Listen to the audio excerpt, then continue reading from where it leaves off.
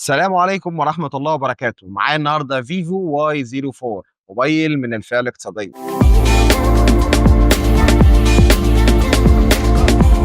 طيب زي ما سمعت النهارده معايا فيفو واي 04، ده موبايل من الفئة الاقتصادية للناس اللي عايزة موبايل منخفض شوية في السعر، من فئة 5000 ل 7000 جنيه مصري.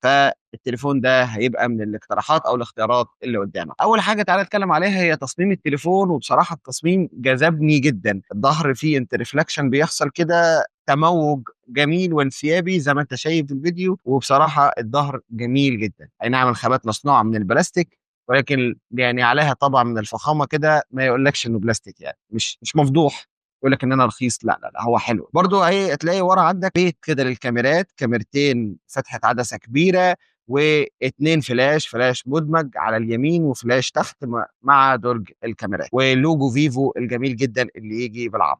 ده واجهه الخلفيه للتليفون، لا غبار عليها وشكلها جامد. تعال نيجي على الواجهة الرئيسية للتليفون، وهنلاقي الشاشة بتستحوذ على نسبة كبيرة من التليفون، ولكن طبعا في حواف في أسفل التليفون، في أسفل الشاشة.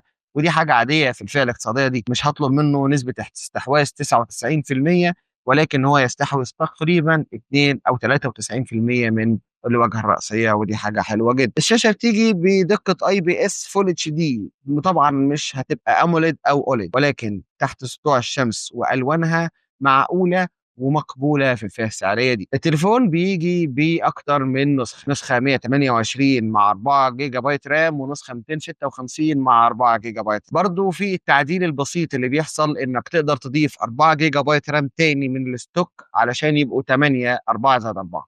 ولكن للمصداقيه ما بحسش ان في فرق لما بتضيف من الساعه الداخليه للتليفون، لما بتضيفها للرام ما بحسش ان في فرق في التصنيع. ولكن يعني ماشي نعدي بدون الخوض بقى في كل الامكانيات والحاجات دي. انا جاي النهارده باختصار اقول لك تشتري الواي 04 ولا ما تشتريهوش. مميزات التليفون ده، اول حاجه زي ما قلنا التصميم حلو جدا. تاني حاجه من مميزات التليفون ده ان شاشته كبيره شويه، في الفئه الاقتصاديه دي ما بتلاقيش الشاشه الكواليتي الوانها حلوه. تالت حاجه وهو الفان تاتش، وهو النظام التشغيلي بتاع التليفون، وده بصراحه انا عاجبني، يعني سريع وسلس وتحسه اندرويد خام في نفسه كده.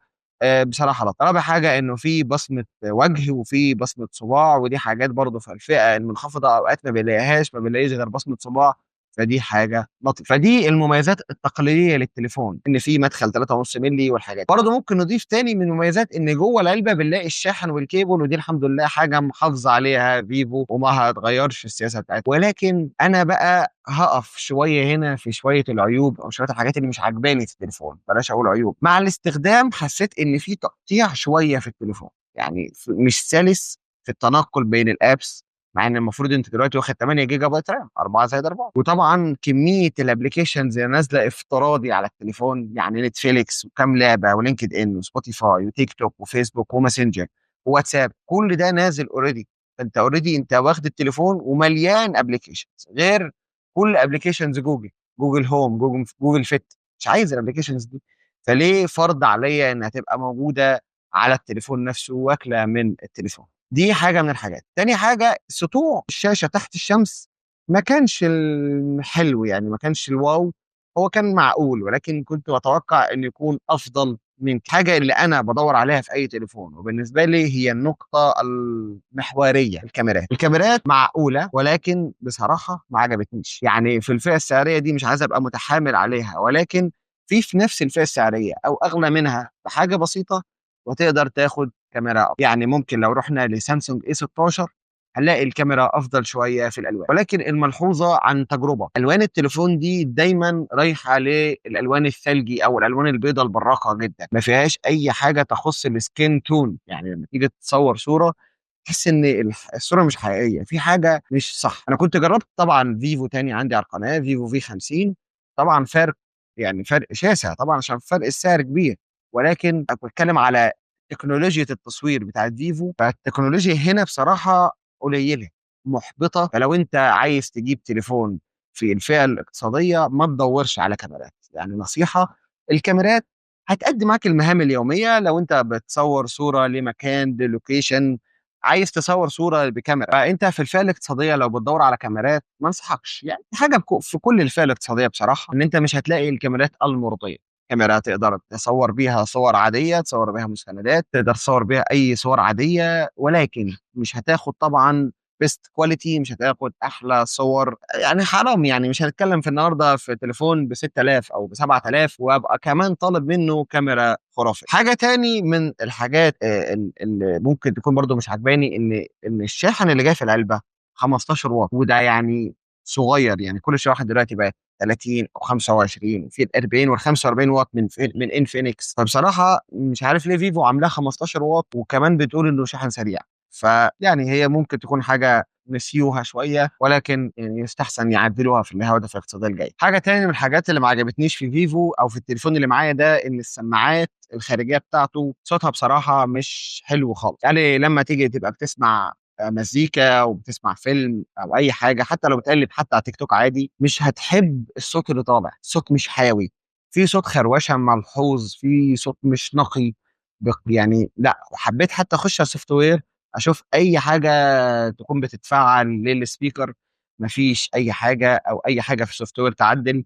فهي سماعه واحده فقيره، صوتها مش قد كده، ومش دول سبيكر، مش بتشتغل مع السماعه التانيه، هي سماعه واحده. فبصراحه لا، برضو لو جيت قارنت في حاجه تليفون تاني في فئه سعريه تانيه اعلى سنه، مش اعلى كتير، هاخد سماعات احسن من كده. انا بالنسبه لي 50% 50%، ولكن لو انا عايز اشتري تليفون في الفئه السعريه دي، هفكر في تليفون غير فيفو واي 04. يعني ممكن الميزه الوحيده اللي انا عجباني في الفئه السعريه دي انه 256 جيجا، هيساهم معايا كتير فايلز، لكن لا، ممكن اخد كاميرا اجمل شويه، ممكن اخد ماتيريال صناعه اجمد شويه، ممكن اروح لشركه تاني اكبر شويه، ولكن يعني الى الان الاكسسوارات مش عارف متاحه في السوق ولا لا، ولكن هو اصلا التليفون بيجي معاه الجراب السيليكون في العلبه، وبيجي معاه السكرين بروتكتور، فانت مش هتبقى محتاج يعني اكسسوارات، ولكن هو بتيجي معاه حاجه.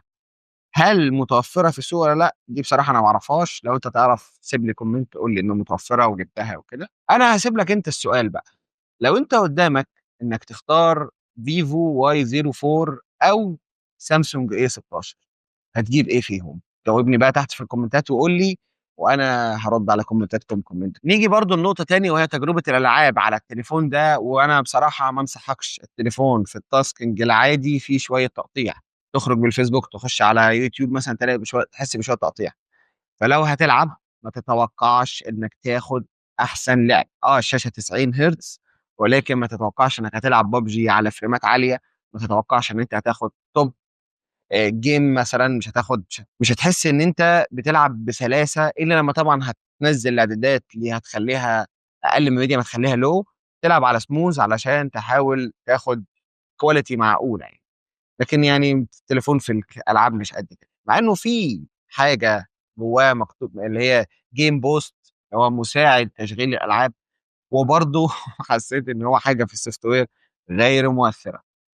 فيعني لا، اختياري في فيفو ممكن ما يبقاش في ده في الفئة الاقتصادية، يبقى في تليفون آخر. بس ده كان كل اللي عندي النهارده في الفيديو، يا رب يكون الفيديو عجبكم. ما تنسوش تعملوا لايك وشير وسبسكرايب، ولو انت على تيك توك ما تنساش تعمل لي فولو، ولو انت على فيسبوك ما تنساش تعمل لي فولو. يلا، سلام.